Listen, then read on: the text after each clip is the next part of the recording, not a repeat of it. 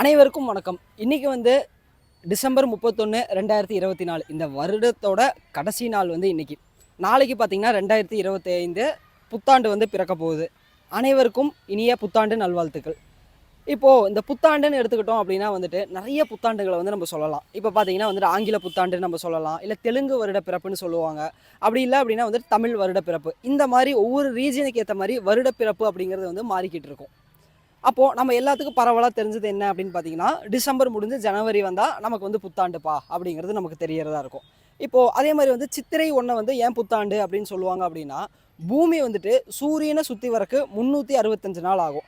எப்போ அந்த ஒரு ரொட்டேஷனை கம்ப்ளீட் பண்ணி மறுபடியும் அதோட ஸ்டார்டிங் பாயிண்ட்டுக்கு வருதோ, அதை வந்து நம்ம என்னவா கொண்டாடுவோம்னா புத்தாண்டா கொண்டாடுவோம்.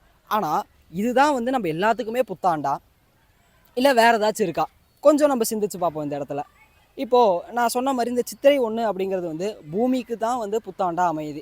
ஆனால் நமக்கு அப்படின்னு நம்ம யோசிச்சு பார்க்கணும். இப்போ நம்ம எல்லாருமே பார்த்தீங்கன்னா வந்துட்டு ஒவ்வொரு நாட்களில் வந்து பிறந்திருப்போம். அதுக்கு ஒவ்வொரு நட்சத்திரங்களில் வந்து பிறந்திருப்போம். அப்போது இப்போ ஃபார் எக்ஸாம்பிள் வந்துட்டு நீங்கள் வந்து ஜனவரி 24 பிறந்திருக்கீங்க அப்படின்னா வந்துட்டு அந்த ஒரு வருடம் அப்படிங்கிறது உங்களுக்கு எப்போ முடிவடையும் அப்படின்னா, இந்த வருஷம் ஜனவரி 24லேருந்து அடுத்த வருஷம் ஜனவரி 24 அப்படின்னு வரும்போது தான் வந்து பார்த்தீங்கன்னா உங்களுடைய அந்த ஒரு வருடம் அப்படிங்கிறது நிறைவாகும். அப்போ தான் வந்து பார்த்தீங்கன்னா வந்துட்டு அடுத்த ஜனவரி 24ங்கிறது தான் பார்த்தீங்கன்னா உங்களுக்கு வந்துட்டு புத்தாண்டா அமையும் அந்த இடத்துல. ஸோ இப்போ பார்த்தீங்கன்னா இன்னும் ரொம்ப எக்ஸாக்டாக உங்களோட புத்தாண்டு எது அப்படின்னு நீங்கள் பார்க்கலாம்னா, ஒவ்வொருத்தருமே பிறந்த நட்சத்திரம் அப்படின்னு ஒன்று இருக்கும் இல்லையா? 27 நட்சத்திரத்தில் வந்து எல்லாருமே ஏதோ ஒரு நட்சத்திரத்தில் தான் பிறந்திருப்போம். ஸோ அந்த ஒரு நட்சத்திரம் வந்து இந்த வருஷத்துக்கு ஒரு வாட்டி நீங்கள் பிறந்த மாதத்தில் எப்போ வருதோ அதுதான் வந்து உங்களுக்கான புத்தாண்டு. அந்த நாட்களில் என்ன ஆகும் அப்படின்னு பார்த்தீங்கன்னா, ஒவ்வொரு வருடம் மாறும்போதும் வந்துட்டு எப்படி இந்த பூமிக்குள்ள ஒரு இன்ஃப்ளூயன்ஸ் வருதோ, அதே மாதிரி வந்துட்டு ஒவ்வொரு வருடத்தை நீங்கள் கடக்கும்போதும் உங்களுடைய மனதிலையும், உங்களோட உடல்லையும் வந்து பார்த்தீங்கன்னா வந்து ஒரு விதமான இன்ஃப்ளூயன்ஸ் வந்து போத் சைக்காலஜிக்கலாவும் சரி, போத் ஃபிசிக்கலாவும் வந்து நம்ம உடம்புல வந்து வர ஆரம்பிக்கும்.